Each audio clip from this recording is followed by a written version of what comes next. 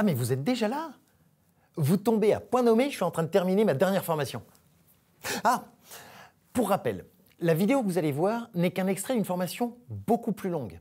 Si vous voulez plus d'informations, reportez-vous à la description. Tout y est expliqué. Si. Likez, commentez, mais surtout, abonnez-vous à la chaîne pour plus de contenu. Bon visionnage.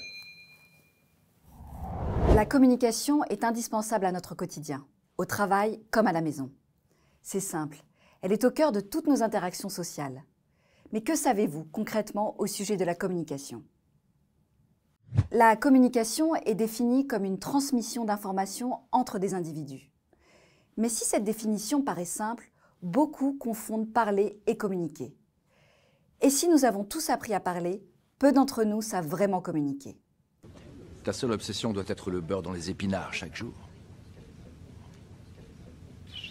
Poudre aux yeux, ça n'existe pas, ça n'a rien de réel, ça n'a aucune importance, c'est pas dans le tableau périodique des éléments.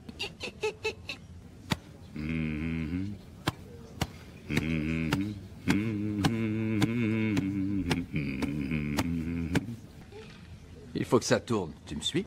Pigé. Parler est assez automatique et peut se faire seul, sous la douche ou dans notre tête. C'est à moi que tu parles, ta naine. Comme à part moi, y a personne. Alors que la communication, elle, requiert impérativement un interlocuteur. Communiquer est un acte volontaire. La communication ne se limite pas à des simples paroles. C'est un échange d'idées, de référentiels et de représentations mentales, autant d'éléments qui sont propres à chaque individu. Pour preuve, si je demande à 10 personnes de dessiner la maison de leurs rêves, j'aurai 10 dessins différents.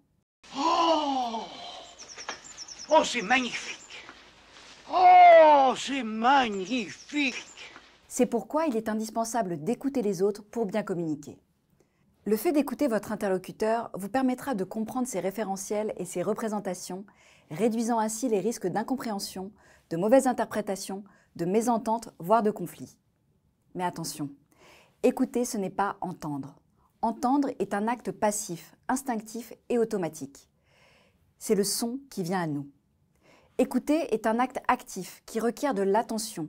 Il s'agit de faire la démarche et l'effort d'aller vers l'autre et d'interagir avec lui. Maintenant que nous avons défini la communication, passons aux différents types de communication. La communication verbale et non verbale. La communication verbale est le fait de transmettre des informations, des idées ou des représentations à un individu par l'intermédiaire d'un langage oral. Oh, je suis désolée, vraiment. Signé ou écrit.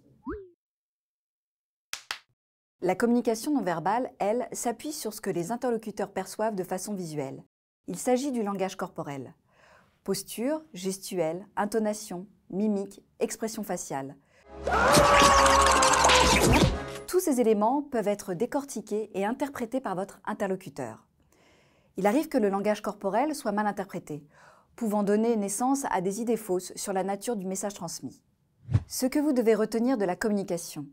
La communication est le partage d'idées entre individus. Il existe deux types de communication, la communication verbale et non verbale. La communication verbale est la transmission à l'aide d'un langage oral ou signé d'informations, et la communication non verbale fait référence au langage corporel.